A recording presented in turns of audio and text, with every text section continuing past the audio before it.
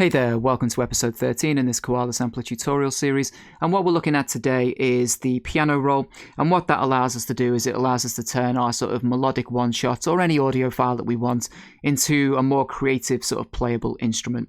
Now, what I've loaded in here is just a one-shot of this sort of nice kind of like vibraphone kind of noise.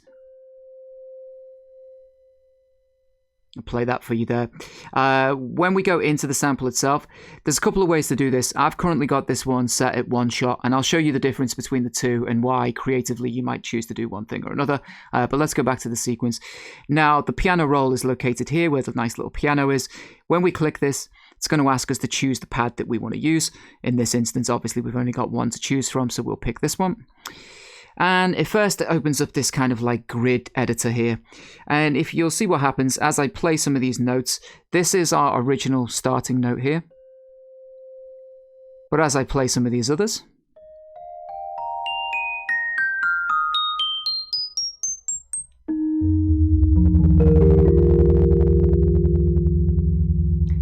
now this is, if you imagine sort of like a piano roll, we've got the options, and I'll show you all the different like ways that we can play this as sort of like an instrument. But this is the first one that opens up, and it's like a grid sort of structure. I don't really use the grid structure that often, but there might be some reason that you like it.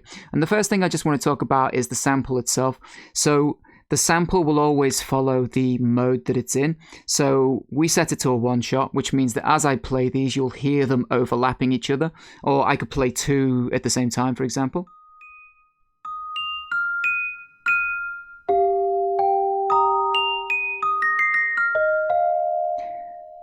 And you hear that sample playing throughout. That sounds kind of more natural when you're trying to make something like an instrument, but of course it does depend on what you're doing, and you can change that in here. So if I change this to one shot mode and then do it, take it out of one shot even.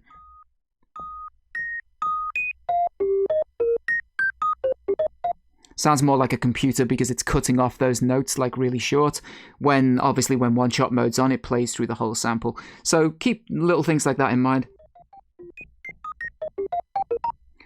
It can affect the sort of creativity and how you want to use that sample. This might be the sound you want, as opposed to it sounding more like an instrument with the one shot on. I can also keep the one shot on, but if I change the choke group in here to choke group 1, what it will also do is similar to when you play it on the pads, and I went through choke groups, so hopefully you've got an understanding of those now. But as I play it, it's going to cut off the first sound, so it's not going to overlap them.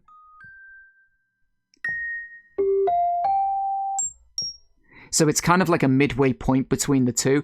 It will allow me to play the full sample when I press 1, but as soon as I press the next note, it will cut off that first one. So you get a combination of like slightly longer sounds when you want them, and also these like really short choppy notes. So just bear that in mind, that whatever sample you've got loaded into this like piano roll it's affected still by what happens in the edit window. I think that's kind of the point I'm trying to make. So back to this, we have first this grid structure, and if you notice in the bottom here, you've got this pentatonic scale. Now that's obviously, it's like a musical scale. I'm no musician, so I don't really understand those things in any great detail. However, it gives us lots of options here. We can put it into just straight up chromatic mode, so it will just play through. So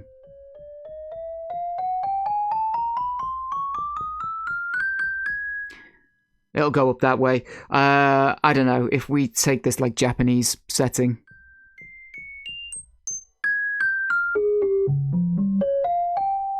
And actually for this demonstration, let's turn it back into like full playing one shots.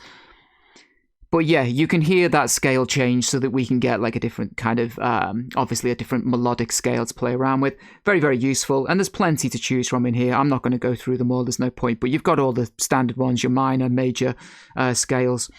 Now, what you can also do in this little drop down icon here, if you're not too keen on the grid system, and I have to be honest, I don't really use this very much, we can do keyboard mode. And in some of my raw beats videos, you might have seen me doing this. And of course, this is like a more standard layout, something I'm more used to seeing. We can still do it in the scale, and you'll see that you just have these long notes here still set to this Japanese scale. Or if I put it into chromatic mode, you get a more standard keyboard with obviously our sort of sharp notes and everything included in here.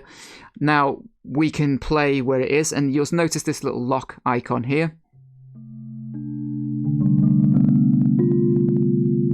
Of course, we're very kind of low down in sort of terms of tone, but if we unlock it, we can scroll all the way through, and we can get to higher notes. And if you're worried about nudging it, you can always just lock it wherever it is. You can also do the pinching thing with the fingers. So if you're like me, you got relatively fat fingers, you can just spread those out a little bit and it will help. And obviously we can narrow them right down as well if you're, for some reason, you've got tiny little fingers and you want to be able to play every single key. But just be aware that, yeah, you have the function to like zoom in and out inside of here and just lock it wherever you need it. I'll pull it back down here a little bit, but very, very cool for playing any sample that you bring in as like an instrument. So you could do that with I mean, literally anything. You could do it with drums and stuff like that, but it's kind of cool. You got like a vocal sample and you want to have some like weird like pitch shifts in it and stuff like that. So you can do all that kind of stuff. And then the last option that we have in here is note repeat. And this is very handy as well. And it does exactly what it says. It's going to repeat, but to a like a division, so like 16th notes, 32 notes, etc. And it's just going to repeat whatever the notes. You're not going to get the change in melodic notes. It's just going to play the sample as it is. But sometimes if you're doing like hi-hats and you want to bring those in and put like little kind of like, yeah, sort of hi-hat rolls in, you can use it here. So let's just demonstrate it.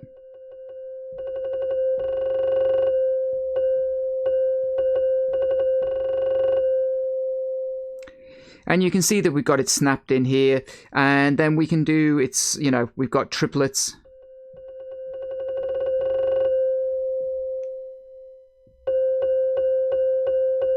Play you those. We can set it to do different things. So we can set it to have some variation in pitch.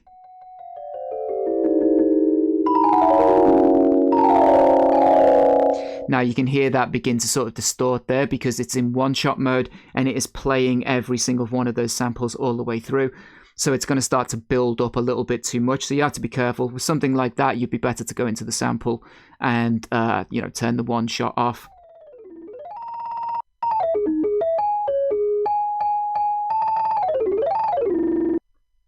But you get the idea.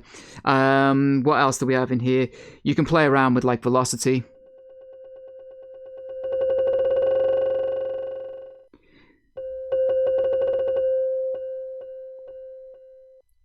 And all of this works with your sequencer. So let's say the thing, this how well this will work out. We've got 86 BPM, so that's our tempo for our track. Let's open just a fresh sequence here. If I record that now, I can do it. So obviously I can turn my piano roll on inside of here and record. What you'll notice when we start recording a sequence, you'll see it recording and scrolling through here, so you kind of know when to begin. I talked about in the settings video that you can set yourself a count in, which is what I've got set. So if I do that now, I'll just record a couple of random, you know, sort of note variations and things off this, just so you can see how it records to the sequencer. Actually, I'm not sure if my count in is still set. Let me just check. Count in, yeah, set to none. So I want to count in here. It's normally set to 1 bar. Let's keep that like that.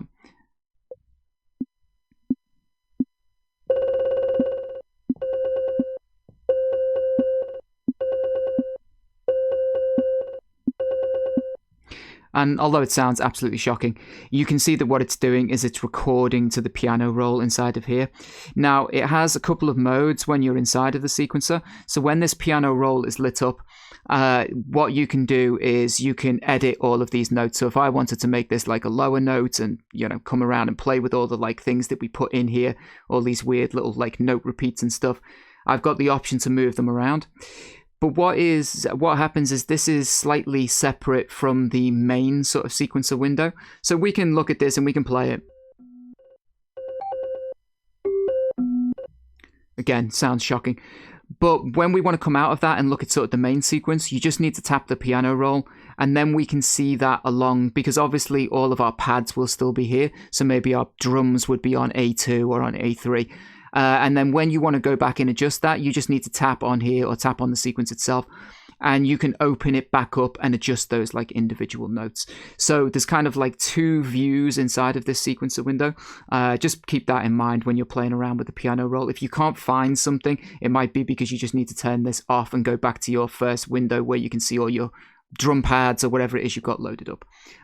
So that takes care of that. I'm not sure if there's anything else to mention inside of the piano roll here. Let's just open it again just in case I've missed anything. We've got our velocity and things that we got set here. We could just turn it off.